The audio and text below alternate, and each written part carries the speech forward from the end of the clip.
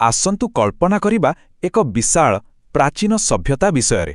ଗୋଟେ ଏମିତି ଦୁନିଆ ଯାହା ନିଜର କୌଣସି କାହାଣୀ ଲେଖିଯାଇନି, କେବଳ ଛାଡ଼ିଯାଇଛି କିଛି ରହସ୍ୟମୟ ସଙ୍କେତ ଆଉ ଏକ ଗଭୀର ନୀରବତା।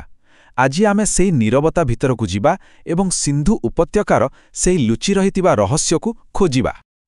ତେବେ ପ୍ରଶ୍ନ ଉଠୁଛି, ଯେଉଁମାନେ ନିଜ କଥା କହିବା ପାଇଁ କୌଣସି ଶବ୍ଦ ଛାଡ଼ି ଯାଇନାହାନ୍ତି, ସେମାନଙ୍କୁ ବୁଝିବା କେମିତି? ଏହା ଠିକ୍ ଏକ ପ୍ରତ୍ନତାତ୍ତ୍ୱିକ ଗୋଇନ୍ଦାଗିରି ଭଳି। ଆମ ପାଖରେ କାହାଣୀ ନାହିଁ, କିନ୍ତୁ ଅନେକ ସୁରାଖ ଅଛି। ତେବେ ଚାଲନ୍ତୁ ଏହି ସବୁ ସୁରାଖକୁ ଯୋଡ଼ି ଏକ ଚିତ୍ର ତିଆରି କରିବା। ତେବେ ଆମର ଏହି ଅନୁସନ୍ଧାନର ପ୍ରଥମ ଭାଗରେ ଆମେ ସେହି ସବୁ ଜିନିଷକୁ ଦେଖିବା ଯାହା ସେମାନେ ନିଜ ପଛରେ ଛାଡ଼ି ଯାଇଛନ୍ତି, ଆଉ ଚେଷ୍ଟା କରିବା ସେମାନଙ୍କ ଦୁନିଆର ଏକ ଝଲକ ପାଇବା ପାଇଁ।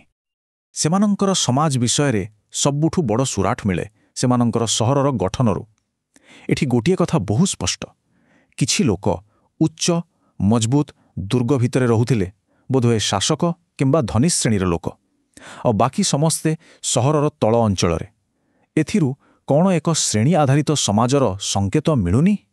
କିନ୍ତୁ ଏହି ଶ୍ରେଣୀ ବିଭାଜନ ଭିତରେ ବି ଗୋଟେ ଆଶ୍ଚର୍ଯ୍ୟକର କଥା ଲୁଚି ରହିଛି। କିଛି ମାଟି ମୂର୍ତ୍ତି ମିଳିଛି ଯେଉଁଥିରେ ଦାଢ଼ି ଥିବା ପୁରୁଷମାନେ ମହିଳାଙ୍କ ଭଳି ପୋଷାକ ପିନ୍ଧିଛନ୍ତି।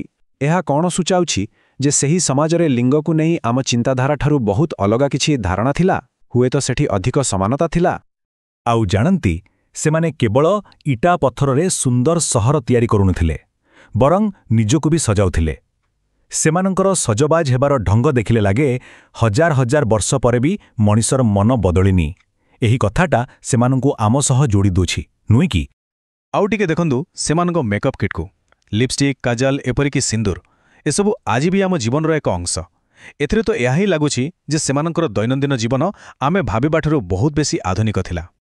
ଠିକ୍ ଅଛି, ତେବେ ଆମେ ତାଙ୍କ ଦୈନନ୍ଦିନ ଜୀବନର କିଛି ଝଲକ ଦେଖିଲେ, କିନ୍ତୁ ସେମାନଙ୍କର ଆଧ୍ୟାତ୍ମିକ ଦୁନିଆ କେମିତି ଥିଲା? ସେମାନଙ୍କର ବିଶ୍ୱାସ କ'ଣ ଥିଲା? କାହାକୁ ସେମାନେ ପୂଜା କରୁଥିଲେ? ଚାଲନ୍ତୁ ଏହି ରହସ୍ୟ ଉପର ପର୍ଦ୍ଦା ଉଠାଇବା।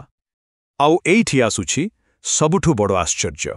ଏତେ ବଡ଼, ଏତେ ସୁସଂଗଠିତ ଏକ ସଭ୍ୟତା, କିନ୍ତୁ ଗୋଟିଏ ବି ମନ୍ଦିରର ଚିହ୍ନ ବର୍ଣ୍ଣ ନାହିଁ।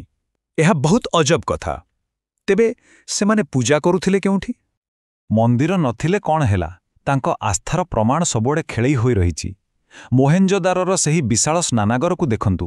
ତାହା କେବଳ ଗାଧୋଇବା ପାଇଁ ନଥିଲା, ବୋଧହୁଏ ଧାର୍ମିକ ଶୁଦ୍ଧି ପାଇଁ ଥିଲା।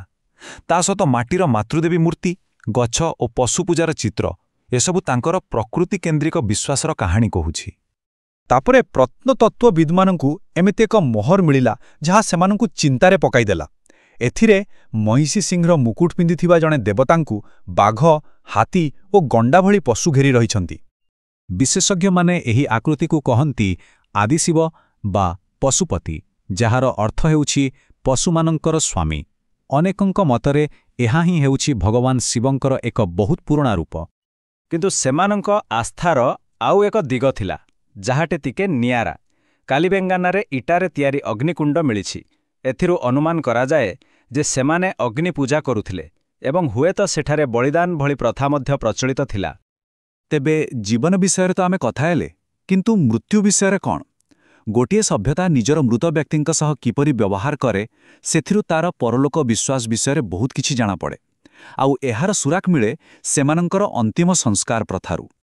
ସେମାନଙ୍କର ଏକ ନିର୍ଦ୍ଦିଷ୍ଟ ପଦ୍ଧତି ଥିଲା। ଶବକୁ ସବୁବେଳେ ଉତ୍ତର ଦକ୍ଷିଣ ଦିଗରେ ରଖାଯାଉଥିଲା, ଆଉ ମୃତକ ଏକା ଯାଉନଥିଲେ।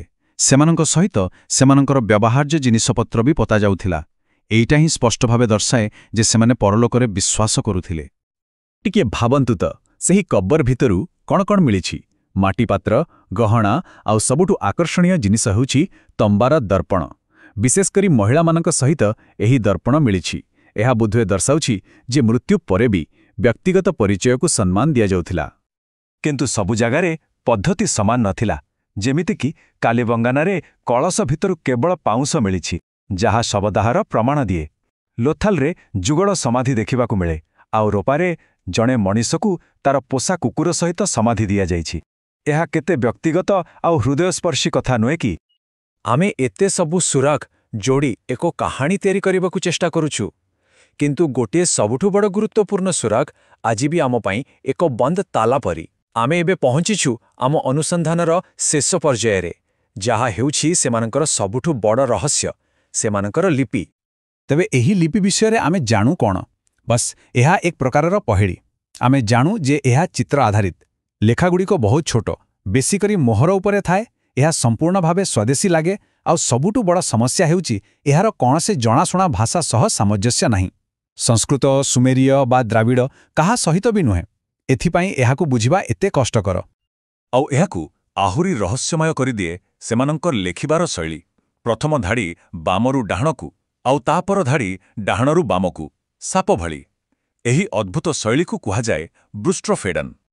ତେବେ ଏତେ ସବୁ ଗୁଇନ୍ଦାଗିରି ପରେ, ଏତେ ସବୁ ସୁରାଖ ଯୋଡ଼ିବା ପରେ ବି ଶେଷ ସତ୍ୟ ହେଉଛି ଯେ ଆମେ ଆଜି ଯାଏ ସେମାନଙ୍କର ଗୋଟିଏ ବି ଶବ୍ଦ ପଢ଼ିପାରୁନାହୁଁ। ସେମାନଙ୍କର କାହାଣୀ, ସେମାନଙ୍କର ଇତିହାସ, ସେମାନଙ୍କର ଭାବନା ସବୁକିଛି ଏବେ ବି ସେହି ଲିପି ଭିତରେ ତାଲା ପଡ଼ି ରହିଛି, ସମ୍ପୂର୍ଣ୍ଣ ନୀରବ। ଆଉ ଏହା ହିଁ ଆମ ପାଇଁ ଛାଡ଼ିଯାଏ ଶେଷ ଏବଂ ସବୁଠୁ ଗଭୀର ପ୍ରଶ୍ନ। ଯଦି କେବେ ଏହି ଲିପିର ତାଲା ଖୋଲିଯାଏ, ତେବେ ସେମାନେ ଆମକୁ କେଉଁ ରହସ୍ୟ କହିବେ? ସେମାନଙ୍କର ନୀରବତା ପଛରେ କେଉଁ କାହାଣୀ ଲୁଚି ରହିଛି? ସେହି ପ୍ରଶ୍ନର ଉତ୍ତର ହୁଏତ ମାନବ ଇତିହାସର ସବୁଠାରୁ ବଡ଼ ଆବିଷ୍କାର ହୋଇପାରେ।